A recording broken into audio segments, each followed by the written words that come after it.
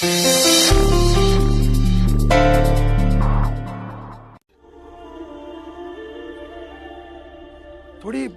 सहूलियत मिलेगी। वो तो ठीक है, लेकिन ये लोग सामाजिक और धार्मिक मामले में थाने से नहीं डरते और बर्तानिया सरकार भी नहीं चाहती कि यहाँ के धार्मिक और सामाजिक मामले में वो ज्यादा पड़े। इसलिए आप लोगों को खुद ही संभल कर रहना चाहिए। जब कप्तान साहब ही कह रहे हैं कि वो लोग कानून से नहीं डरते, तो हम क्या करेंगे? आप समझ रहे हैं ना मैं क्या कह रहा हूँ? जी। लेकिन बाबा, कानून को इतना मजबूत तो होना चाहिए था। अंग्रेजों को यहाँ शासन करना है, तो वो लोग कभी नहीं चाहेंगे कि किसी भी बात को लेकर यहाँ के लोगों के मन में असंतोष पैदा हो, विरोध पैदा हो। क्योंकि अगर ऐसा कुछ होगा तो लोगों के मन में उनके प्रति असंतोष है, गुस्सा है, तो वो भी विरोध के शक्ल में सामने आने लगेगा। और वो लोग इस बात को अच्छी तरह से जानते हैं, समझते हैं। अगर इंसान को विरोध में खड़े रहने की आदत पड़ गई तो उनके सामने भी खड़े हो सकते हैं, है ना? प्रायश्चित कैसे करें? आप भी कोई उपाय बताइए। प्रायश्चित? अरे प्रायश्चित से पहले हम लोगों को ये तय करना होगा कि उस जाति के लोग सबसे पहले अपनी हैसियत को समझें, हमसे दूर रहें। अरे सामाजिक संरचनाओं में गड़बड़ ही तो धर्म और परंपराओं का क्षय करता है। पंडित जी, आप एकदम सही कह रहे हैं।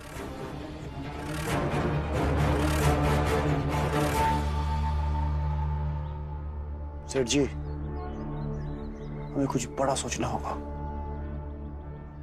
बहुत बड़ा।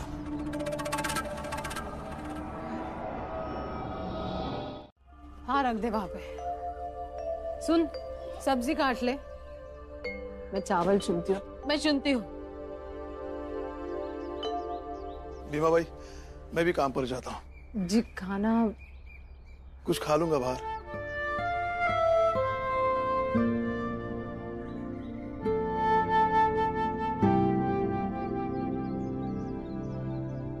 भाभी, याद है जब भीम पैदा हुआ था तब भैया ने पहली बार उसे गोदी में लेकर बाहर निकलते हुए क्या कहा था? हाँ, याद है ना?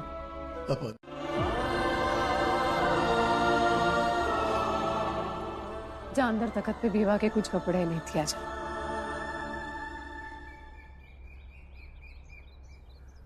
दीदी, ये आज की लड़कियां हैं, समाज के इन दकियानुसी बातों को ज्यादा दिन नहीं मानने वाली।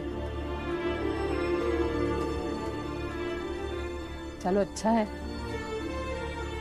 विधवाओं का उद्धार तो होना ही चाहिए।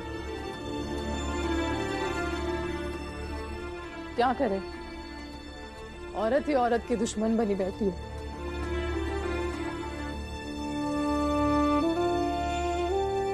गोरेगांव में सरकारी ठेके पर एक तालाब खुदने वाला है। हाँ। तो वहां पर एक मुंशी चाहिए जो काम काज का हिसाब किताब रख सके। 15-20 दिन बाद वो शुरू हो जाएगा। तुम वहां पहुंच जाना और तनख्वाह भी तुम्हारी 2 गुना रहेगी वहां पर।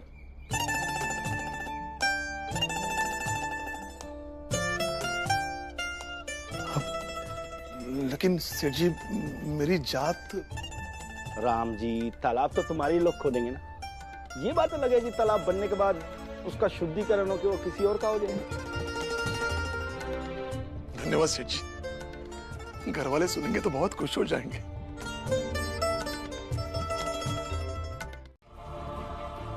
एक ही रास्ता है उनके पास जीने का, क्योंकि धर्म और ऊपर वाले के नाम से उन्हें इतना डरा दिया जाता है कि सब कुछ सहते हुए भी वो उसे गलत नहीं कह सकती। और इसीलिए भीवा, इसके खिलाफ आवाज उठाने वाला हर कोई उन्हें गलत लगता है। और तो और भीम, ये लोग इतने सहज हो गए इस तरह से जीने के लिए कि इन लोगों को इस तरह जीने की आदत सी हो गई है। वो स्वीकार चुके हैं कि समाज और धर्म द्वारा तय किए गए नियमों के हिसाब से नहीं जिएंगे तो उनके परिवार वालों का पूरा होगा और मरने के बाद उनकी आत्मा को शांति नहीं मिलेगी।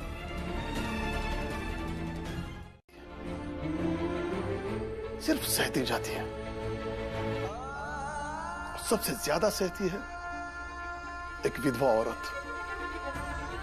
इन सभी औरतों में सबसे ऊपर वही है। समाज उन्हें सांस लेने का तो हक देता है, लेकिन जीने का हक छीन लेता है। लेकिन बाबा, वो तो दूसरों के किए हुए पहल को भी स्वीकारना नहीं चाहती, तो उनका जीवन कैसे बदलेगा? बदलेगा जब समाज के हर व्यक्ति का कंधा इतना मजबूत बन जाएगा कि वो इस कुप्रथा को हटाने का भार उठा सके,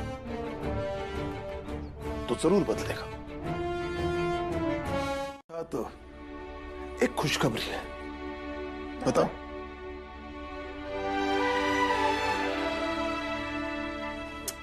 बताइए ना। बताओ।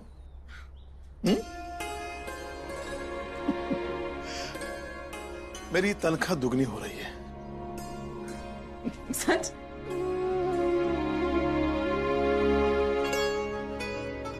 बस वो जगह इस जगह से थोड़ी दूर है, गोरेगांव में।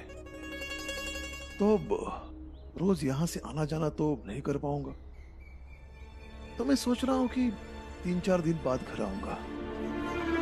के बगैर?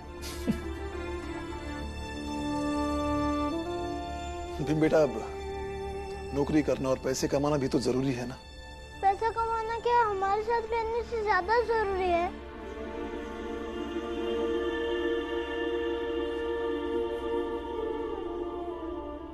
बात सिर्फ भावनाओं की है तो कतई नहीं, क्योंकि परिवार के सामने दुनिया की सारी दौलत फेंकी है। अगर बात जिम्मेदारी की है तो बहुत जरूरी है।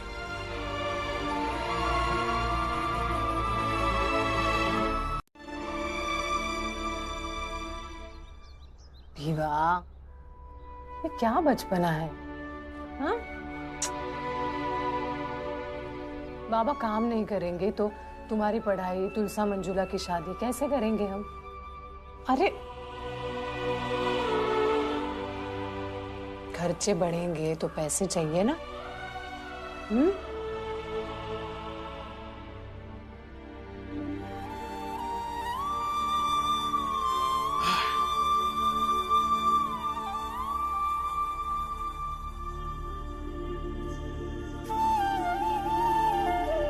हिम्मत है ना, उसे कहते हैं।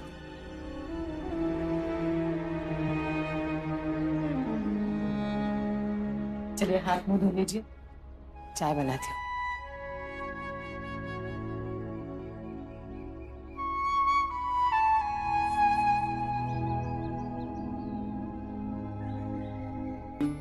बोलो नहीं, अरे बोलो ना, नहीं, अरे ऐसे क्यों कर रहे? बोलो ना, अरे पालवी। लो बाला और ध्रुव भी आ गए। चलो सब साथ में चाय पी लेंगे। इसलिए मैंने रोकना छोड़ दिया। इसका मतलब ये तो नहीं कि मैं तुम्हारे फैसले पर खुश हूं। अगर मैं खुश ही नहीं हूं तो वहां आने से क्या मतलब है? बाला का फैसला उसके साथ और मेरा अफसोस मेरे साथ कि मेरा बेटा पढ़ाई छोड़कर बाजा बजाता है।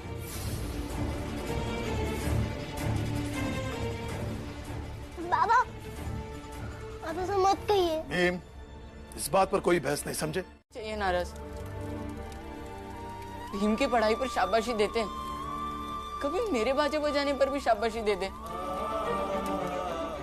भीम से मुझे ईर्ष्या नहीं है, वो तो मेरा छोटा भाई है। लेकिन बाबा का बेटा तो मैं भी हूं ना, वो मैं कैसे भूल सकती? पाला, ये कैसी बात कर रहा है तू? हाँ? नहीं नहीं नहीं नहीं नहीं, छोड़िए सब। अच्छा मुझे बता, कहाँ जाना है बाजा बजाने? मैं आऊंगी। बाबा को नहीं आना है ना आए, मैं आऊंगी। आप भी आएंगे ना? हाँ, बुआ भी आएंगे, हम सब आएंगे। होती है,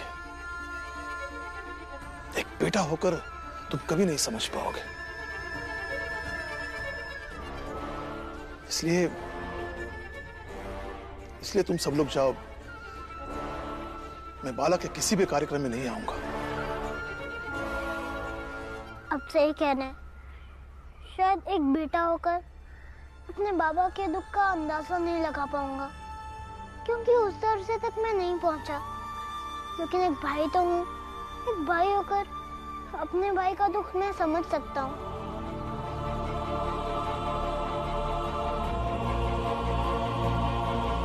उम्मीद भी नहीं थी कि जब मैं बाजा बजाऊंगा तब मेरा परिवार मुझे देखने के लिए आएगा, मेरे लिए तालियां बजाएगा।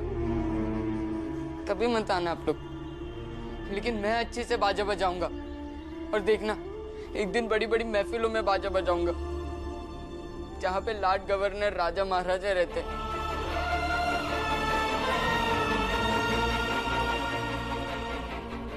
और हाँ बाबा, इस दिन आप भी देखिएगा, जिंदगी में मैंने बाजा बजाने का फैसला गलत नहीं किया।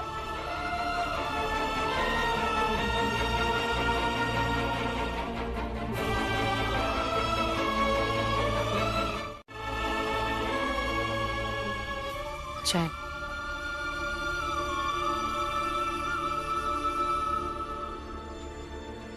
भैया, आपको इस तरह बात नहीं करनी चाहिए थी। मेरा अब घर में मुझे हर कोई समझाएगा कि मुझे क्या करना चाहिए, क्या करना नहीं चाहिए, क्या बोलना चाहिए, क्या नहीं बोलना चाहिए। हाँ दीदी, आप मत समझाइए उन्हें, क्योंकि वो हमेशा सही होते हैं और हम हमेशा गलत होते हैं। अभी बाला से जो बात कही ना उन्होंने, तो कुछ सोच के ही कहा होगा ना दीदी, तो आप मत समझाइए। हाँ, ये मुझे बताओ ना, तो मैं भी चला जाऊंगा, कई दिन के बाद आऊंगा, तो मेरे ना रहने पर उसका हौसला और बढ़ेगा। कम से कम अभी दिल में कसक तो है, हो सकता है बाजा बजाते बजाते थोड़ी बहुत पढ़ाई कर ले। उसकी पढ़ने की ये संभावना मैं खत्म नहीं करना चाहता।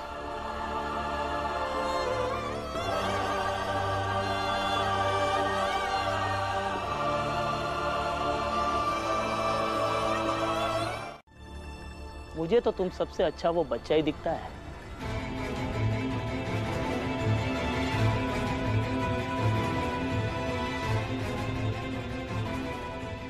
देखा आप लोगों ने, मैं पहले से कह रहा था, ये छोटी जात का बच्चा भीमराव एक महामारी है। धीरे धीरे वो हम सबको संक्रमित कर देगा। आज हमारे जात का ये कुलकर्णी हमें क्या कह गया कि हमसे अच्छा वो लोग हैं, वो छोटी जात वाले। इन छोटे लोगों के साथ साथ इस कुलकर्णी का भी इंतजाम करना पड़ेगा। कर देंगे, क्यों पंडित जी? हाँ, वो अभी आते ही होंगे। अब अरे कोई बढ़िया से चाय लेके आओ, बड़े साहब आ गए। पंडित जी बोलिए। बाजा बजाने वाला तो अच्छा किया है ना? अरे आप चिंता मत कीजिए, सबसे अच्छा वाला बोला है, बस आते ही होंगे। मैं जरा साहब को देखता हूँ। हाँ। सेठ जी, अच्छा हुआ इन्होंने अच्छे बाजे वाले को बुलाया है, वरना अगर बाजे वाले के साथ आपका बेटा भी आ जाता ना, तो इन हाकिमों के सामने आपकी तो इज्जत की धज्जियां उड़ जाती। चुप कर, अब क्या बोल रहा है? चुप। मैं भी काम पे जाता हूँ। कि तो इज्जत की धज्जियां उड़ जाएगी। ये बात किसी को पता नहीं चलनी चाहिए। अरे कितनी देर लगा दी तुम लोगों ने, बड़े साहब आकर बैठे हैं। अभी तुम सब लोग वहां जाके अच्छी तरह से बाजा बजाना, हाँ समझे ना? चलो जाओ जाओ जाओ, तुम चलो।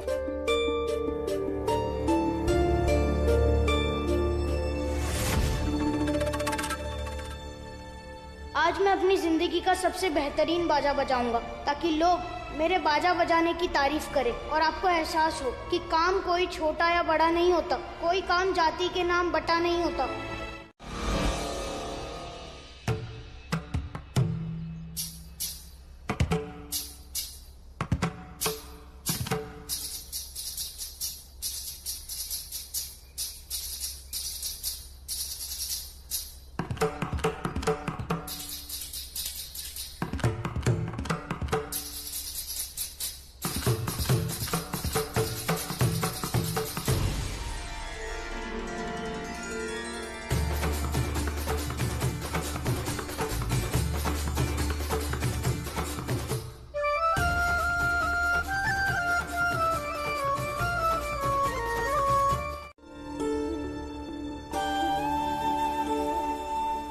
लेकिन दिल अब भी यही चाहता है कि उसने जो रास्ता चुना है उसमें वो कामयाब हो जाए।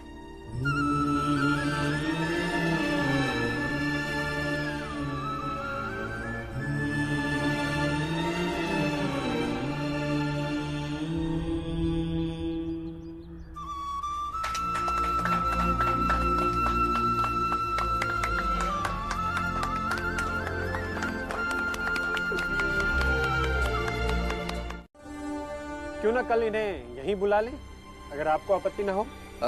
जैसा आप चाहे, और भला हमें क्या आपत्ति हो सकती है। तो ठीक है, कल सुबह तुम दोनों का यहीं कंपटीशन होगा, अच्छे से बाजा बजाना। और अगर आप लोग भी इनका उत्साह बढ़ाने आएंगे तो अच्छा लगेगा। ठीक है, हम चलते हैं। चलिए।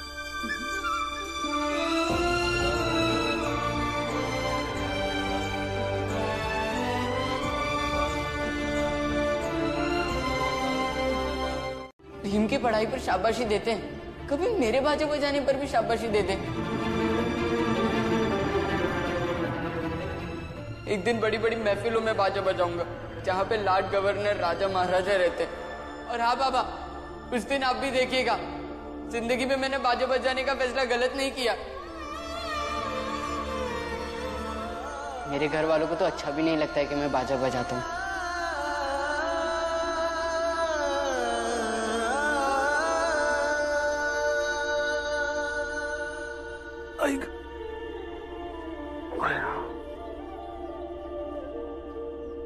बाकी कुछ भी कहो। तुम सबका आने का इंतजार कर रहा था। भीमा भाई, थोड़ी सी चाय पिला दो। जी जी, आपको पता है वहाँ क्या? जी नहीं, कुछ नहीं। बाबा, पता है वहाँ आला अफसर आए थे, सबने बाजे वालों की खूब तारीफ की, ताली बजाई। और खास तौर पर आला अफसर ने बालावी और ध्रुव की तारीफ की, और ये भी कहा कि कल वो फिर आएंगे और बालावी और ध्रुव के बीच मुकाबला करवाएंगे। जो जीतेगा उसको अपने साथ अंग्रेजी बैंड में ले जाएंगे। दृष्टि, अरे आपके बेटे ने जो आपके दामन पर दाग लगाए हैं ना, उसे धोने का इससे अच्छा मौका नहीं मिलेगा। आप मेरा दिमाग मत खराब करो पंडित जी, बाजा बजाने से दाग मिटते हैं। सब तो सब, अब ये भी मजाक करने लगे। सर जी, सर जी, जरा समझाओ इन्हें। तुम्हारा समझाया शायद इनके समझ आ जाए। हैं? आजकल अंग्रेजों के आसपास रहने वाले लोग मलाई खा रहे हैं इस देश में। आप समझाओ जरा इन्हें।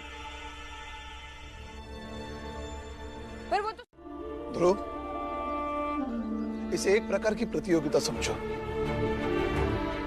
और प्रतियोगिता में कोई भाई नहीं होता, और ना ही कभी अवसर को गंवाना चाहिए। तुम अपनी तरफ से पूरी तैयारी करो। अगर चुन लिए जाओगे तो अवश्य जाओ। वैसे भी बाबा चाहते थोड़ी ना कि मैं इसमें कुछ अच्छा करूं।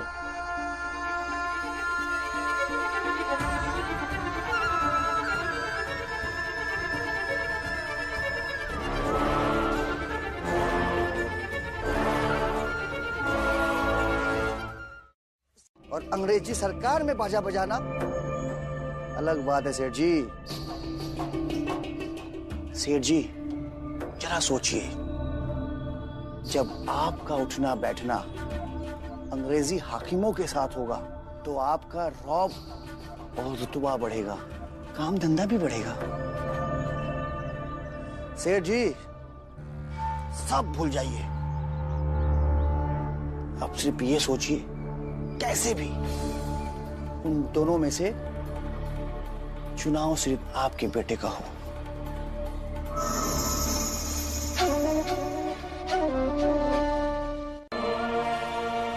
तुम सब कामयाब हो जाओ। दिन रात यही सोचता रहता हूं। बेटा, मुझे तुम्हारी कामयाबी से नहीं, बल्कि तूने जो रास्ता चुना है ना, उससे नाराज हूं। लेकिन अपनी लगन से कुछ हासिल कर लो तो शायद हो सकता है मुझे तुम पर गर्व हो।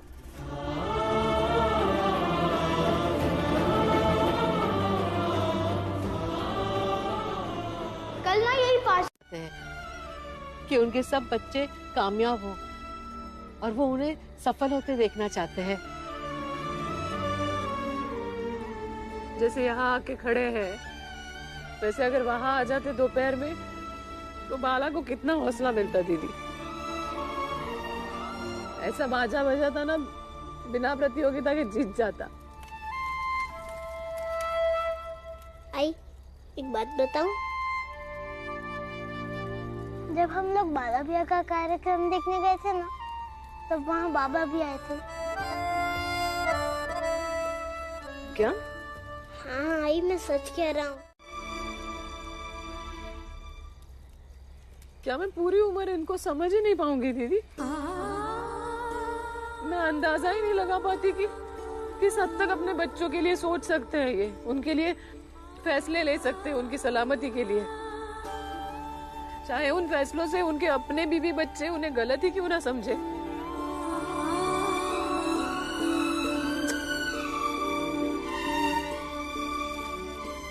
3, 2, 1। बस बाला भैया, अब बहुत हो गया अभ्यास। अब सीधा कल उनके सामने जाके ही बजाएंगे। ठीक है। तो तू भी एक काम कर, कल सुबह सबसे पहले तू मेरा श्राद्ध करना, उसके बाद बाजा बजाने जाना। लेकिन बेटा, मेरे लिए ये प्रतियोगिता जीत ले।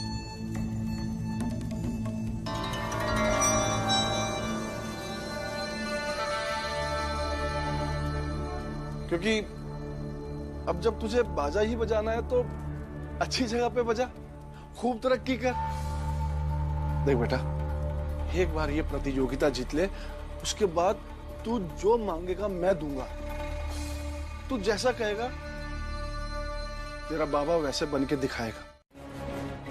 बाला के खाने में मिला देना, फिर बाला की तबीयत खराब हो जाएगी और वो बाजा बजा ही नहीं पाएगा। फिर अंग्रेजी अफसर तेरा चयन कर लेंगे अंग्रेजी बैंड में। और ये हम बाला को हराने के लिए नहीं कर रहे बेटा, तुझे जिताने के लिए कर रहे हैं। बस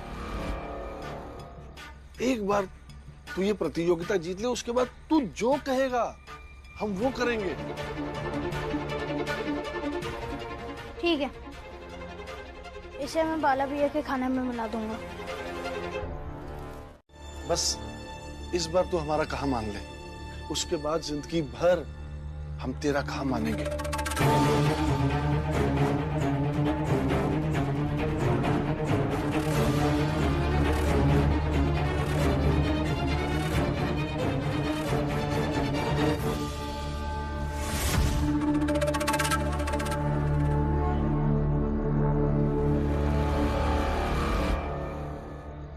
हाँ, पर ये काम तो करेगा ना? बिल्कुल।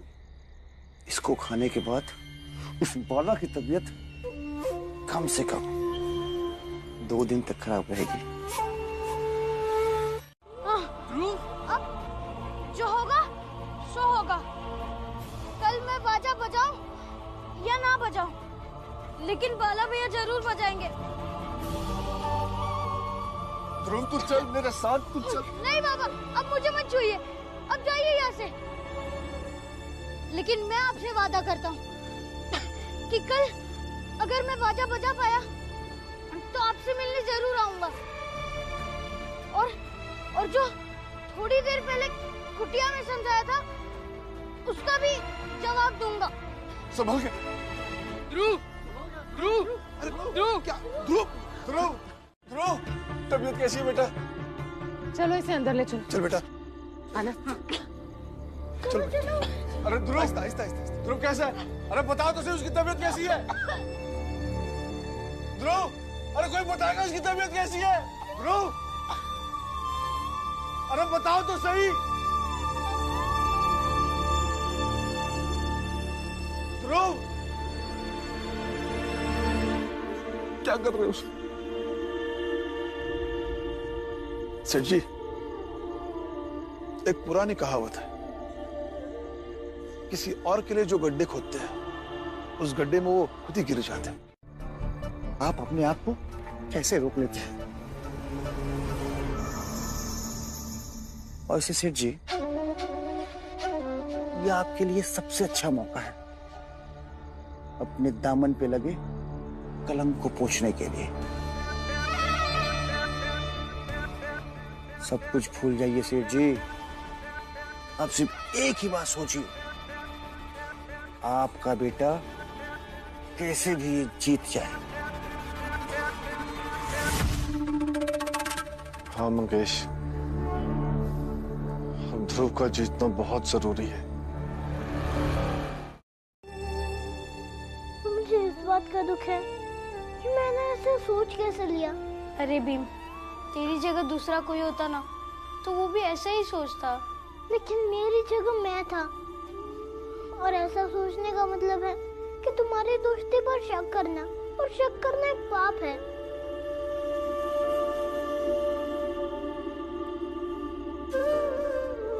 अरे क्या हुआ? काका, काकी, अब आप ही समझाइए ना इसे। और बुआ, समझाने वाला अगर कोई काढ़ा है ना तो बना के पिला दो इस भीमराव को, हर बात पे ज्यादा सोचता है।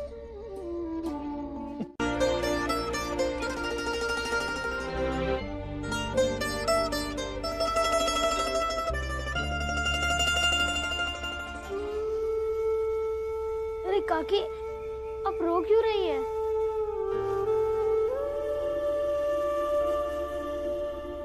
कुछ नहीं,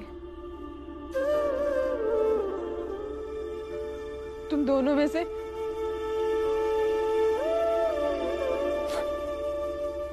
में से एक कोई आज के बाद बम्बई चला जाएगा ना।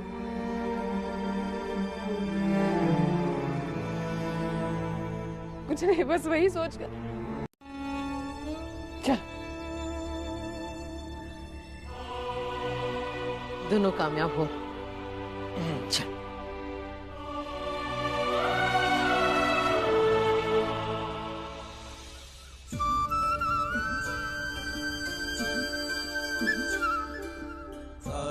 अच्छी तरह से बाजा बजाना।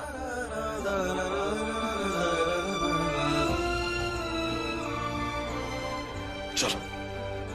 अरे बहादुरों, मालाएं तो पहन लो। अब चलो चलो चलो चलो। इनसे हम दूर ही रहते हैं। वो क्या कहते हैं, वो पुअर, डाटी, हाँ डाटी पुअर, ये है वो लोग। We are poor, but not dirty, sir. We just want to welcome you. नाना साहब, इन्हें अपने पास मत बुलाइएगा, वरना ऊंची जाति के लोग उठ के चले जाएंगे। ठीक है, लेकिन इनकी माला यहाँ लाकर रख दो। हाँ साहब।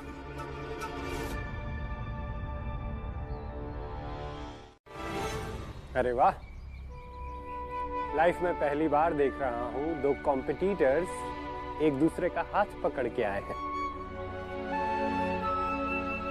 हाँ, वो रामजी काका ने हमें कहा है कि मन साफ होना चाहिए, और फिर हुनर की परख में आपसी द्वंद का क्या काम। इम्प्रेसिव। तो शुरू करो।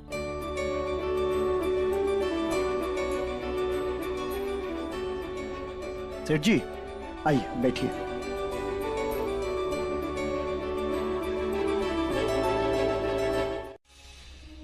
कि हमारे साथ बंबई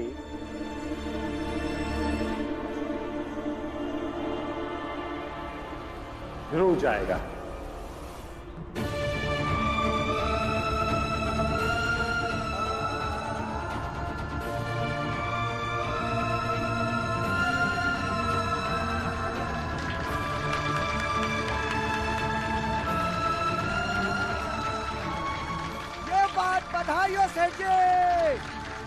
हट हट तुरंत तुरंत।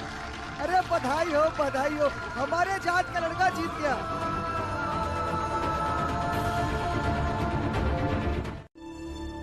ध्रुव जा अपना सामान ले आ।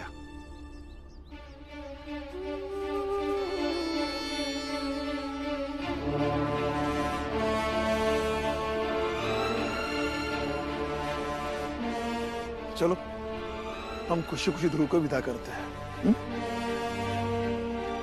चलो बेटा। अब आप लोग भी अपने अपने घर जाइए। मंगेश साहब का मुंह मीठा तो करवाओ। अभी नहीं क्या है मिठाई। बहुत बहुत धन्यवाद साहब, आपने हमारी बात को समझा। धन्यवाद। साहब, अरे आप लोगों के यहाँ तो बड़े बड़े राजा महाराजा आते हैं। अगर उन्हें पता चल गया कि अंग्रेजी सरकार में एक छोटी जात का लड़का बाजा बजाता है तो वो लोग आपके हाथ का पानी भी नहीं पिएंगे और ऊंची जात का हर एक आदमी आप लोगों से दूर भागने लगेगा। 100 बात की एक बात, आप भी तो बड़ी जाति से ही है ना, तो आपका बड़ी जाति के लिए किया गया फैसला समाज का उद्धार करेगा। साहब आप मेरे बेटे को ले जाइए। आपका ये एहसान मैं तो क्या हमारी जाति पूरी जिंदगी याद रखेगी। और उसे खुशी खुशी गर्व के साथ उसे बंबई विदा कर। उसने मेरा हक छीना है। उससे ज्यादा मेहनत मैंने की थी। सब कहते उससे अच्छा बाजा मैं बजाता तो वो कैसे जीत गया। लेकिन बाला, जो लोग तय करते हैं उन्हें जो पसंद आएगा वही हमें मानना पड़ेगा। और उनका कहना यह है कि ध्रुव ने तुमसे अच्छा बाजा बजाया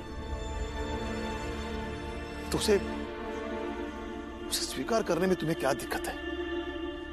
बाला भैया, अब गुस्सा मत होइए ना।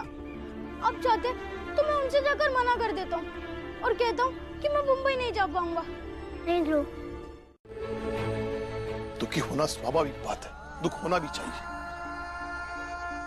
पर यह सोचो कि आगे मेहनत कैसे करें। लेकिन ये गुस्सा बिल्कुल गलत है, बिल्कुल गलत। बाला बेटा, ध्रुव भी हमारे लिए वैसा ही है जैसे तुम हो। बाला बाला बाला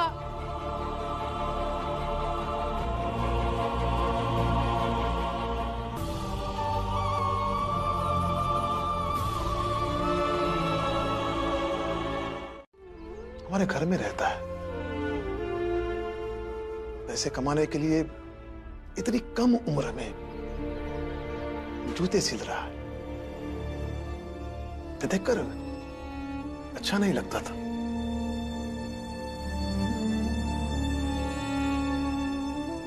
हर वक्त यही सोचता था कि ध्रुव को अगर कोई बेहतर काम मिल जाता, कोई अच्छा काम मिल जाता तो मेरे सीने का बोझ उतर जाता। तो इस लिहाज से देखो तो अच्छा ही हुआ ना, ध्रुव जा रहा है। दिन मीठी रोटियां बनी थी, फिर जब जब तुम आओगे उतनी बार आई से कह के मैं मीठी रोटी बनवाऊंगा। और वहाँ पे चाय वाले जैसा ही कोई मिल गया जिस पर मुझे गुस्सा आया, तब मैं क्या करूंगा? तब आंख बंद करके खूब गहरी सांस लेना और गुस्से को पी जाना। प्रेम का हम पर बरसाई, अंतर भीगी आत्मा हरि भई बन रहा। वो जहां भी जाएगा, जहां भी रहेगा, बाजा बजाने का काम उसे मिल जाएगा। लेकिन बाला चाहता है कि वो बम्बई जाए और अंग्रेजी बैंड बजाना सीखे। भीमा भाई, अगर उसमें सचमुच सीखने की ललक होगी तो वो बिना बंबई जाए भी सीख सकता है ना। फिलहाल ध्रुव जाने वाला है तो उसे हम अच्छी तरह से विदा करें, खुशी खुशी विदा करें, क्योंकि फैसला जो भी हुआ है सही है गलत है, ध्रुव के लिए तो अच्छा ही है ना।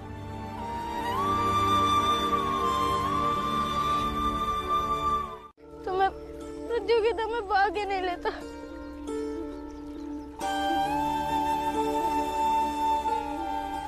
चले ध्रुव।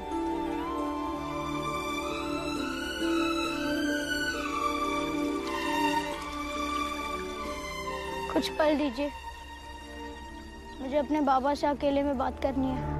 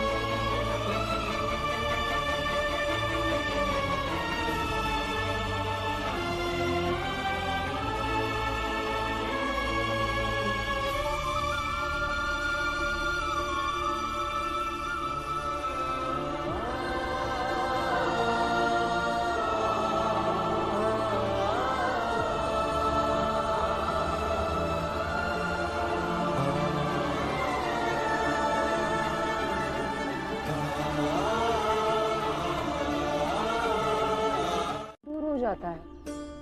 हाँ, ऐसा मत सोच बेटा, रो मत। नहीं,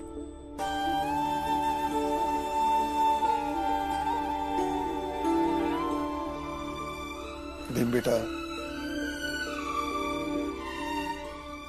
मैंने तुम्हें पहले ही कहा था, भावनाएं अपनी जगह और व्यक्ति की जीवन यात्रा अपनी जगह, और अपनी जीवन यात्रा में हर कोई अकेला रहता है।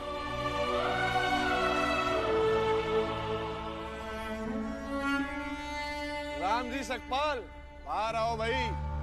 ध्रुव की जीत पे नहीं, अपनी जात की हार पे खाओ। खाओ खाओ।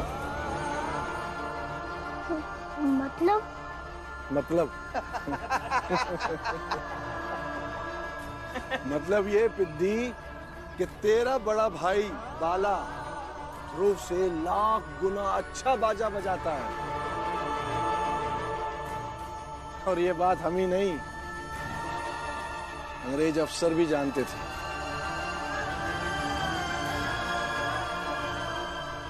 फिर हुआ ये कि हम अंग्रेज अफसर से मिले और उन्हें कुछ समझाया। उन दो लड़कों में से एक। अरे सपने देखने के लिए हैसियत होनी चाहिए,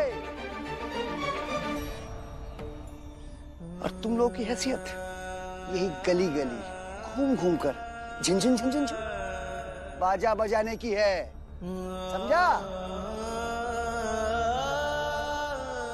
अगर समझ ना आए तो बाप बेटा, आई बुआ, बैठकर मनन चिंतन करो, तब समझ आ जाएगा।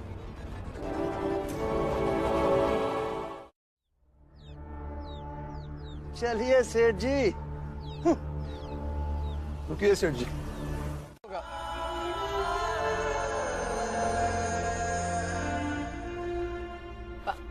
होगा।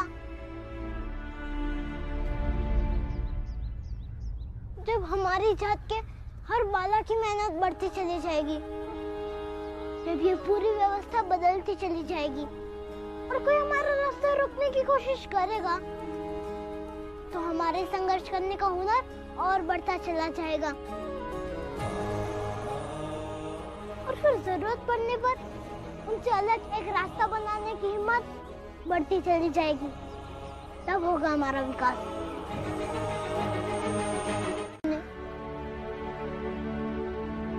भीवा, ध्रुव के कुटिया में कुछ सामान पड़ा है, जा जाके लेके आ। अब ध्रुव नहीं है तो कुटिया हटा देंगे, है ना? नहीं आई, रहने दो कुटिया, ध्रुव की यादें। मैं वहां जाकर पढ़ा करूंगा, फिर जब ध्रुव आएगा उसे देखकर ये अच्छा लगेगा ना, तो उसके घर को हमने संभाल कर रखा है। अच्छा ठीक है। मंजुला यहाँ।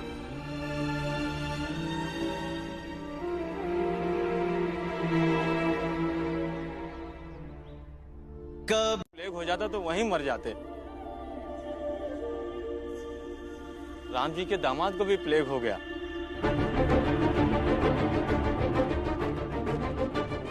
अब वही जैसे तैसे अपने घर तो पहुंच गए। हम सोच लिया है, बम्बई कभी नहीं जाएंगे, यहीं मजदूरी करेंगे या कुछ और कर लेंगे, लेकिन अपने गांव ही रहेंगे। चल चल ठीक है, निकल यहाँ से। यहीं रहेंगे, बहुत है। सेठ जी, ये तो बहुत अच्छी खबर है। उस राम जी सकपाल के दामाद को प्लेग हो गया है।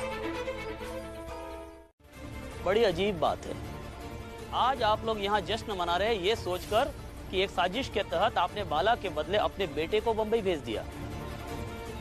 लेकिन सेठ जी, अब बंबई से लोग वापिस आ रहे हैं। यूँ समझ लीजिए कि आपके पाप की सजा काटने आपका बेटा बंबई चला गया है।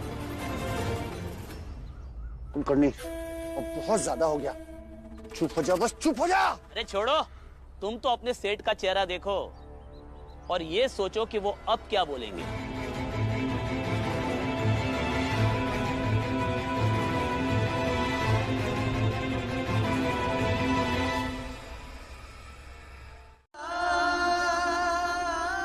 बस यही बताने के लिए आए थे आप लोगों को। अच्छा चलते हैं।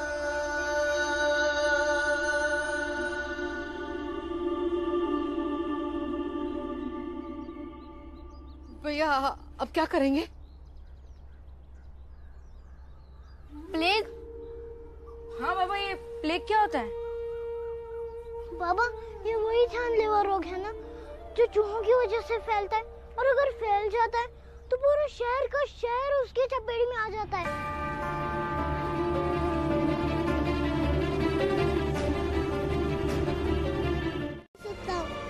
और फिर इस बुरे वक्त में दीदी को भी तो अपने भाई की जरूरत होगी। बात को समझो, वहाँ तुम्हारी कोई जरूरत नहीं। जा बेटा घर जा। बाबा, आपके साथ रहना है बस।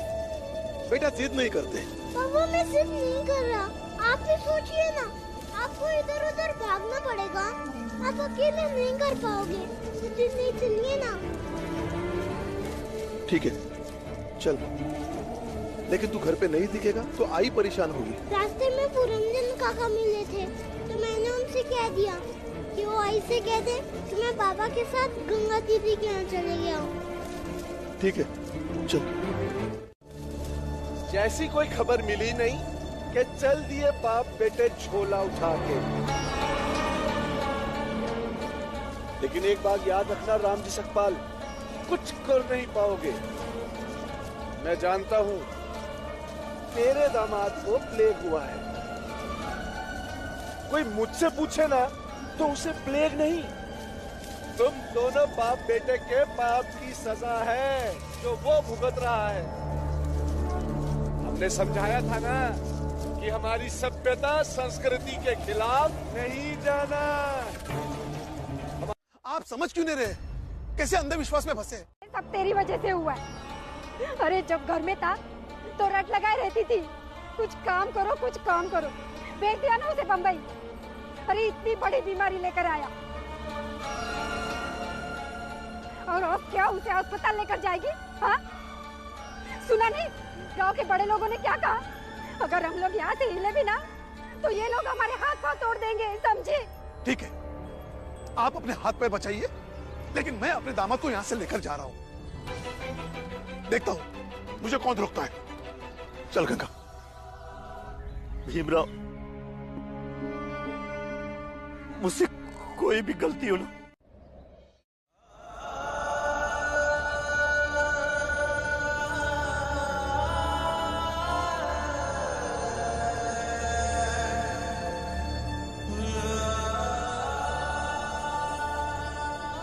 क्या हुआ बाबा? क्या हुआ? ये ऐसे अचानक शांत कैसे हो गए? अभी तो बोल रहे थे। हाँ क्या बाबा, क्या हुआ? छोड़िए ना, वो छोड़िए ना, देखिए ना अचानक से कैसे शांत हो गए। आप सो गए क्या? यहाँ पे रात में उठाती हूँ उनको। बेटी बाबा, तुम उनके पास मत जाओ, वहाँ मक्खियाँ उड़ रही है जो तुम्हारे लिए बहुत खतरनाक हो सकती है। लेकिन बाबा मुझे उनके पास जाना है। उठाना पड़ेगा। गंगा, बात तो समझो। कब से कह रहा हूं दूर रहो, दूर रहो, दूर रहो। दामाद जी मर चुके हैं।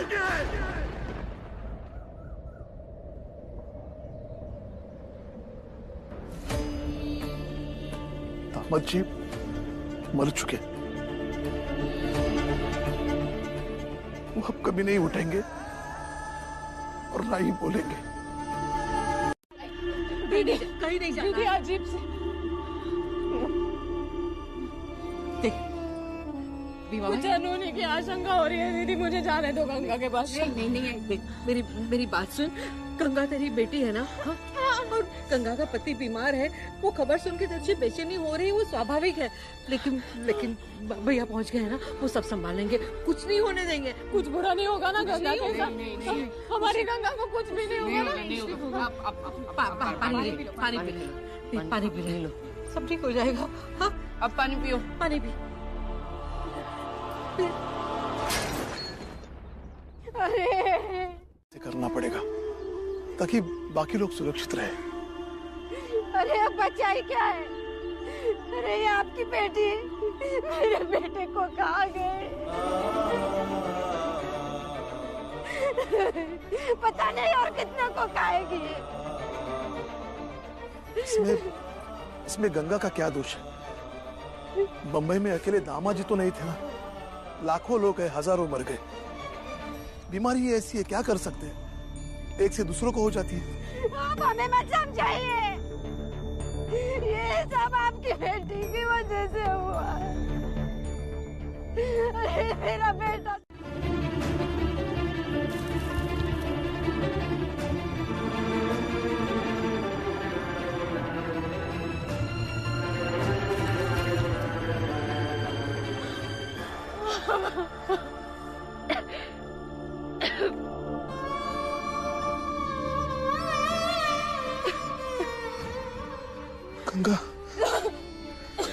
गंगा को भी ले हुआ।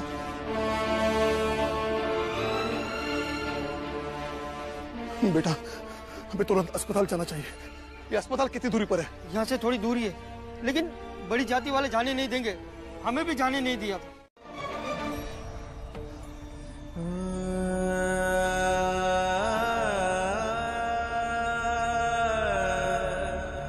चलो चलो।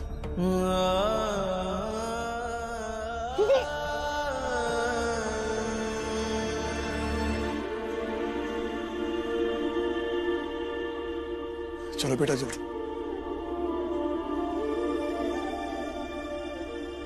चल बेटा।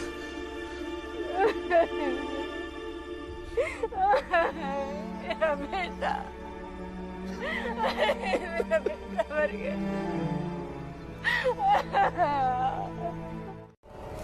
अगर घर वालों को होगा तो बाकी के गांव वालों को भी होगा। देखिए ये बीमारी किसी एक आदमी की वजह से नहीं होती। मक्खियां, इसके कीटाणु एक जगह से लेकर दूसरे जगह ले जाते हैं, मच्छर भी ले जाते हैं। सुनिए, ये सब हम नहीं जानते हैं।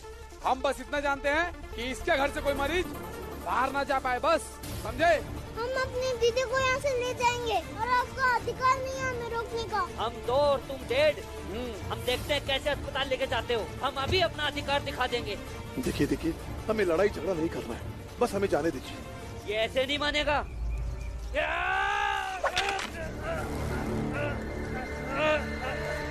दीदी, दीदी, बाबा क्या हुआ दीदी को? बेटा हमारे पास वक्त बहुत कम है। बाबा अब क्या करें? एक काम करते हैं, इसे टांगे में ले चलते हैं। दीदी, चल बेटा, उठो बेटा, आहिस्ता आहिस्ता उठो बेटा, दीदी, आहिस्ता आहिस्ता आहिस्ता,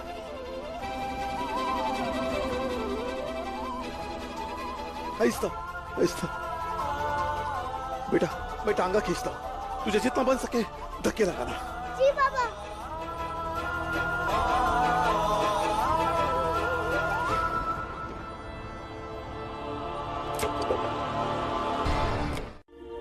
लेकिन कुछ लोग गांव में आए हैं बंबई से। वो लोग बोल रहे हैं कि जो जहां जिस हाल में है अपने गांव की ओर पलायन कर रहा है।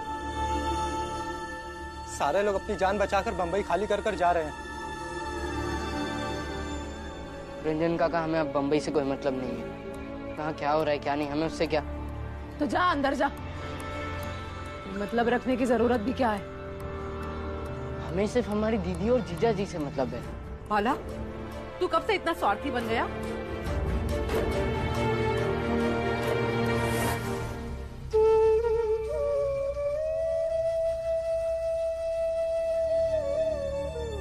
गंगा बेटी हिम्मत रख। किसी से बहस नहीं करनी है।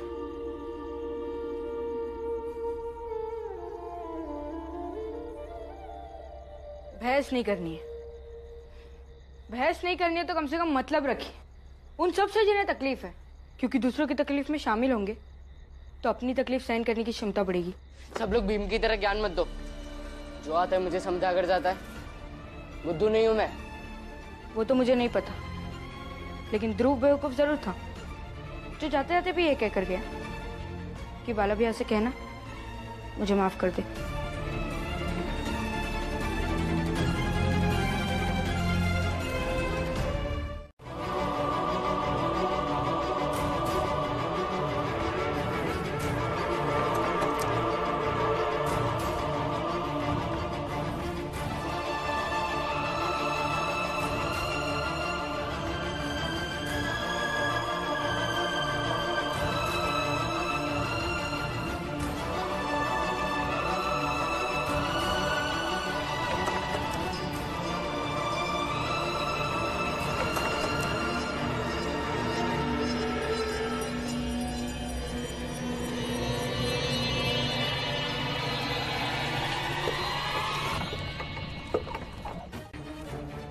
चलिए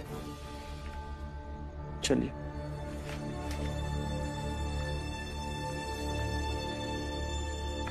सुनिए। जी सर। ठीक है, हम पता करके बता देंगे। शुक्रिया सर। लेकिन सोचिएगा कभी आप दोनों कि जब आप राम जी के सामने उनके बेटे भीम को तरह तरह से परेशान करते हो तो उस बाप पर क्या बीतती होगी। जाइए। ठीक है सर।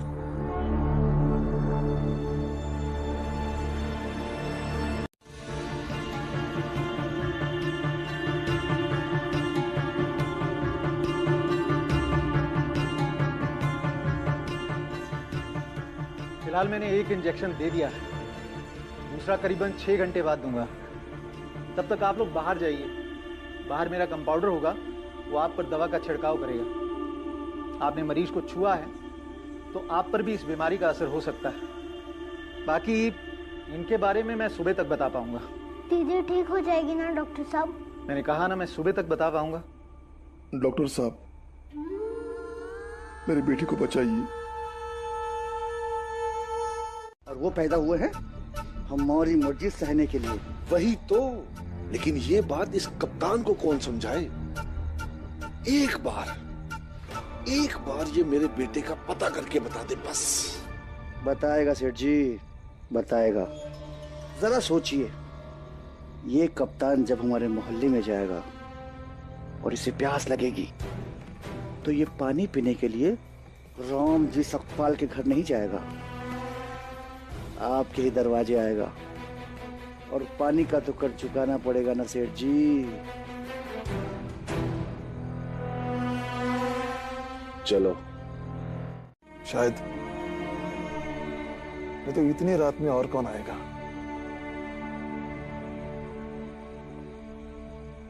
पता है ना कौन सी जात के हो तुम लोग, तो फिर बीच में क्यों बैठे हो? जाकर बाहर खड़े रहो। घूर क्यों रहे हो? आदमी पहचानता हूं मैं। देखो वो जो आए हैं ना, बहुत बड़े लोग हैं। अगर तुम्हें यहां बैठे देखेंगे तो चिल्लाएंगे। अब फटाफट जाओ, चलो।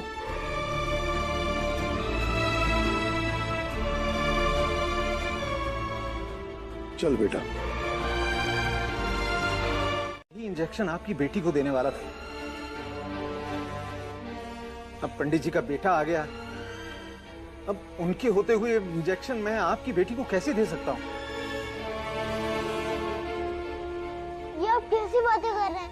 हम पहले आए, इसलिए इस इंजेक्शन में पहला हक मेरी दीदी का है। छोटी जातियां हक की बात नहीं करती, दया मांगती हैं बड़ी जातियों से। फिलहाल दया तो आपको मांगनी चाहिए, क्योंकि हम पहले आए हैं, इसलिए इस इंजेक्शन पे पहला हक मेरी दीदी का है। और अगर ये इंजेक्शन मेरी बहन को नहीं लगा तो मैं यहाँ भूख हड़ताल करूंगा। अगर गंगा की किस्मत में जीना लिखा होगा तो उससे ये अधिकार कोई नहीं छीन सकता। और फिर दीदी के पास अभी 2 घंटे बाकी है। अगर इनके बेटे को तुरंत इंजेक्शन नहीं दिया तो वो ठीक नहीं होगा।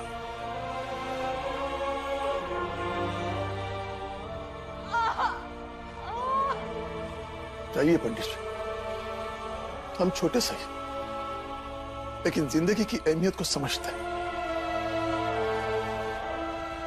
शुक्रिया राम जी, बस दवा की गाड़ी आ जाए तो आपकी बेटी। चलिए डॉक्टर साहब।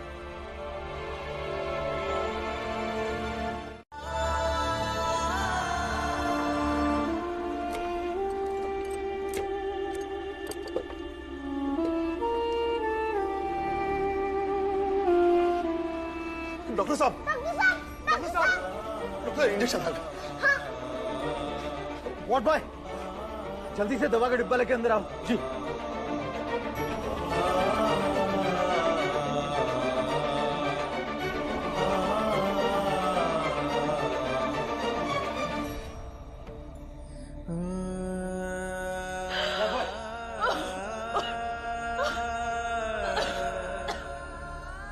हमारे साथ हमारे घर चलेंगी, अपने ससुराल नहीं।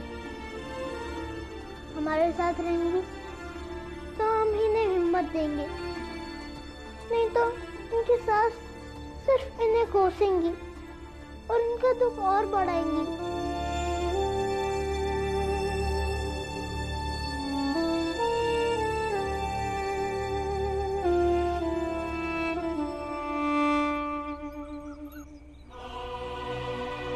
सब ठीक हो जाएगा मैडम।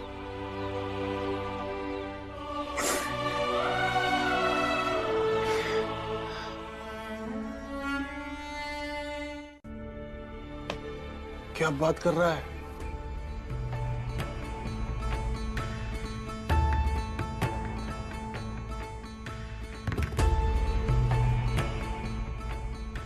इसका मतलब राम जी की जात वाले जो बंबई से आए थे वो लोग लेकर आए हैं इस बीमारी को। उनमें से कितने मरे? अरे सेठ जी, उनमें से तो कोई नहीं मरा। हमारे जात के एक आदमी को प्लेग हो गया, वो अंबेडकर गुरुजी है ना, उनके मोहल्ले में। चल चल चल चल चल। आइए आइए। मर गया है और वो अपनी विधवा बेटी को साथ लेकर आया है।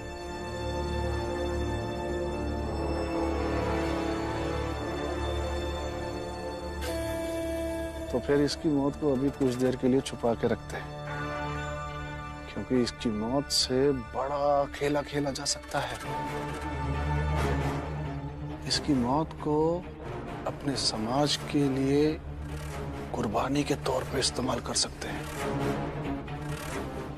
मैं कुछ समझा नहीं सेठ जी। समझाता हूं। बुआ, इसका कोई इलाज नहीं है क्या?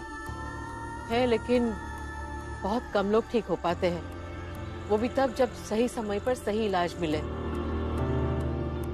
किसकी चिंता हो रही है बाला भी आपको? जीजा जी की या ध्रुव की? आनंद, ये किस तरह बात कर रहा है? दोनों की चिंता हो रही होगी ना?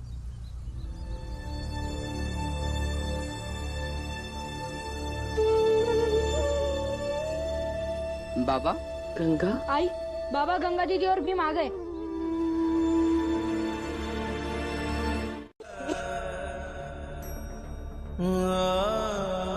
भीमा भाई, गंगा को अंदर लेके जाओ।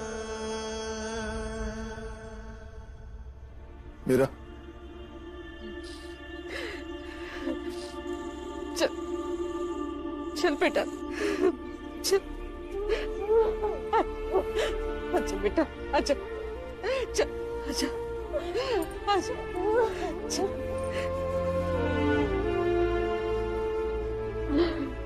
सब नाटक है, नाटक।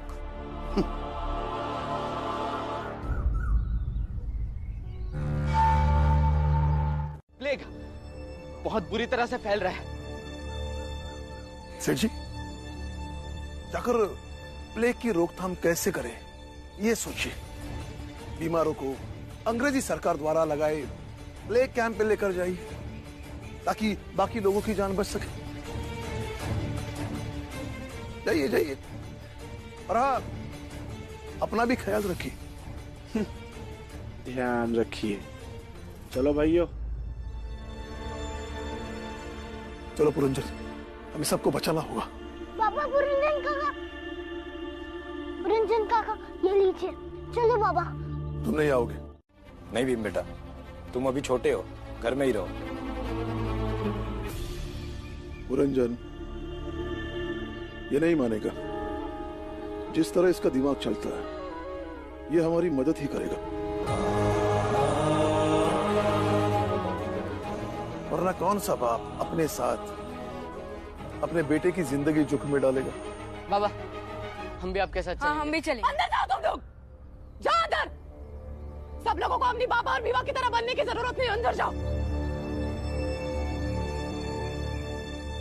देखो बेटा, ये महामारी है, इससे हमें लड़ना है। तुम सब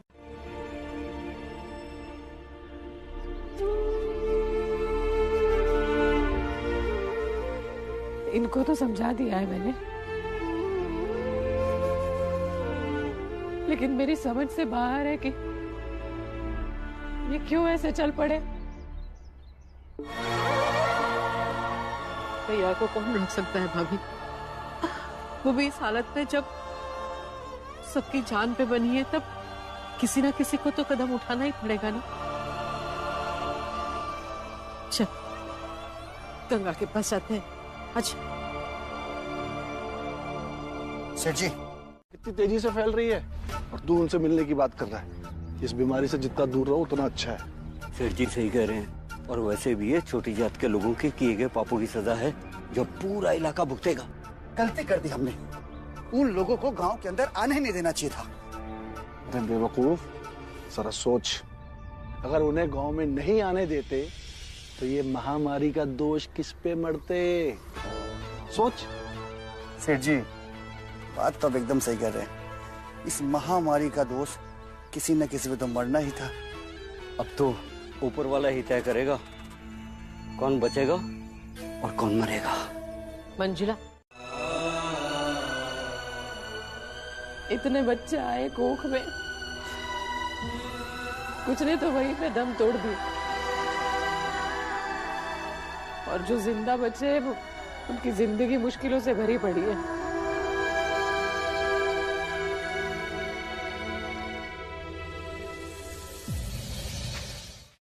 भाभी शांत हो जा। इस वक्त तुझे भी हिम्मत रखनी बहुत जरूरी है, और किसी की भी किस्मत खराब नहीं है। कुछ चीजें ऐसी हुई है जो नहीं होनी चाहिए थी, और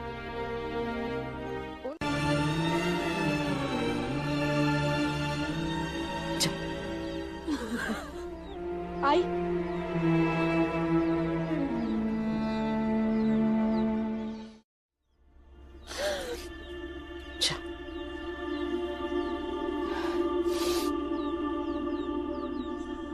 गंगा,